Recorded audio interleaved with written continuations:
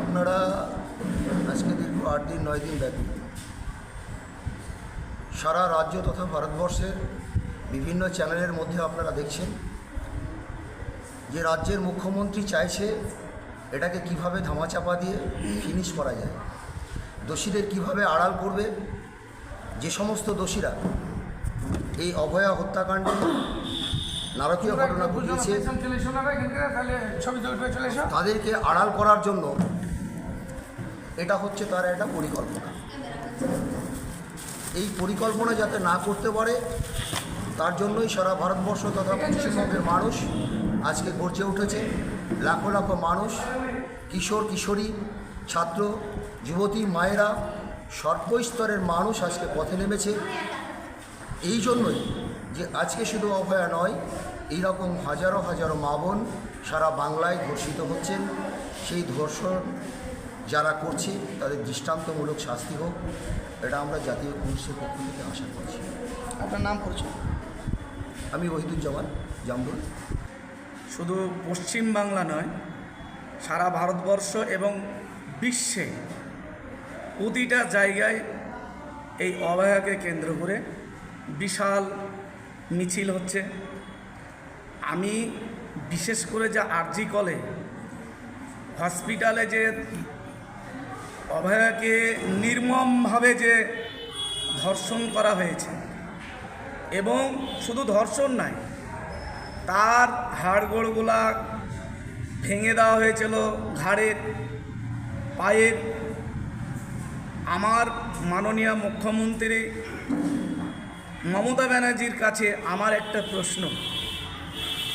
প্রথম থেকেই তিনি এই কেসটাকে একটা ধামাচাপা দিতে চাইছে কেন? তার উদ্দেশ্যটা কি?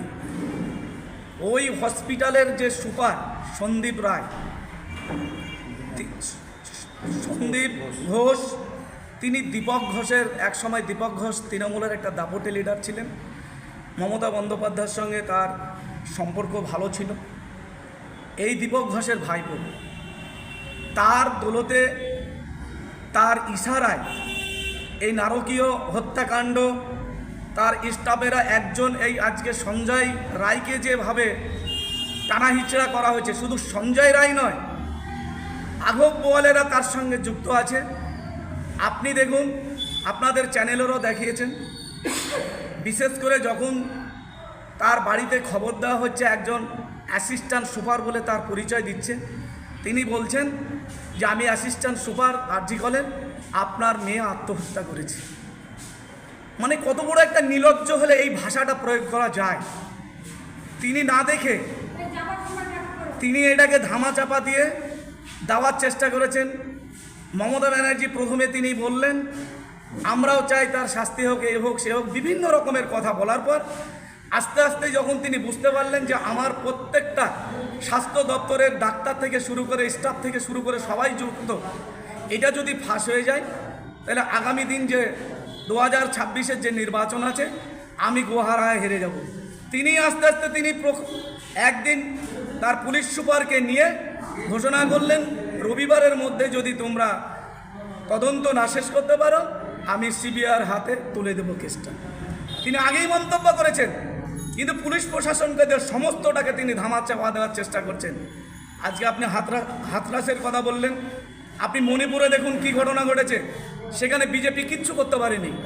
আপনি কামধেনুর ব্যাপারটা দেখুন, মমতা ব্যানার্জির নেতৃত্বে তিনি তার আসামিকে, তার দলের সব কর্মী ছিল, তাদেরকে ছাড়িয়ে নেওয়া হয়েছে, সেখানে জামিন করে দেওয়া হয়েছে, তাদের কোনো সাজা হয়নি। এখানেই মানুষের, সারা পশ্চিমবাংলার মানুষের একটাই ভয়, সাধারণ মানুষ। এখানে আমরা কোনো পার্টি ধর্ম আমি পার্টির কথা বলতে চাইছি না।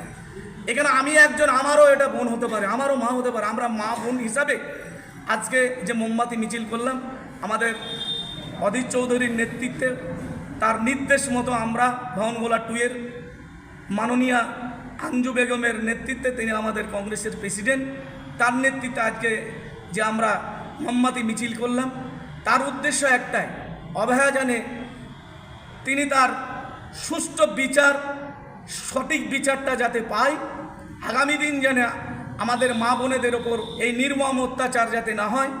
আজকে 28-29টা রাজ্যের মধ্যে মাননীয় মমতা ব্যানার্জি একজন মহিলা মুখ্যমন্ত্রী, তিনি বড় বড় কথা বলেছেন।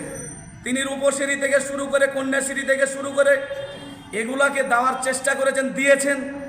কী জন্যে দিয়েছেন? আমরা যতটুকু জানি মহিলাদের ভালোর জন্য তিনি নাকি করেছেন। এখন দেখছি মহিলার বিরুদ্ধে তিনি আজকে নির্মমভাবে অত্যাচার হচ্ছে। তিনি তার পুলিশ, আমরা একটা সময় দেখেছি কলকাতার পুলিশ ইংল্যান্ডের যে প্রশাসন তাদেরকেও ছাড়িয়ে গেছে। আমাদের এত ভালো প্রশাসন ছিল। আমাদের সিদ্ধার্থ শঙ্কর রায় মুখ্যমন্ত্রী যখন ছিলেন, বিধানচন্দ্র রায় মুখ্যমন্ত্রী যখন ছিলেন, তারা এক নম্বর ছিল এই পশ্চিমবাংলার পুলিশ প্রশাসন। আজকে পুলিশ প্রশাসনকে যেইখানে নিয়ে গেছে, আপনারা কিছুদিন কালকেই দেখেছেন মহাবাডান, মোহনবাগান, ইস্ট বেঙ্গলের তারা খেলুয়া, তারা কিছু দেখেনি। তারা প্রতিবাদ করতে গেছিল। কি নির্মমভাবে তাদের উপর অত্যাচার হয়েছে, মানে বলা যাবে না, এত মার মেরেছে তাদেরকে। আমরা চাই একজন ভারতীয় নাগরিক হয়ে, একজন আমার বোন হিসাবে মনে করি যে আমার বোনকে রেপ করা হয়েছে। আমরা চাই তাদের সঠিক বিচার হোক। এইটা মাননীয় মুখ্যমন্ত্রী যদি সঠিক বিচার না পারেন, তাকে পদত্যাগ করা উচিত বলে আমি মনে করি। কারণ তার নৈতিক অধিকার আর নেই এখানে থাকার। বড় বড় কথা বলেছেন। তার ভাইপো অভিষেক ব্যানার্জি ইনকাউন্টারে কাকে মারা হয়? আপনি বিচারই শেষ করলেন, ইনকাউন্টার আপনি এইসব ঘোষণা করছেন। আগামী দিন যদি এর বিচার না হয়, আমরা বৃহত্তর আন্দোলন কংগ্রেসের পক্ষ থেকে এই 2 নম্বর ব্লকে নেব। এটাই আমাদের আর্জি এবং আমাদের কথা। আপনার নাম এবং পরিচয়? আমার নাম মোহাম্মদ মিনারুল ইসলাম।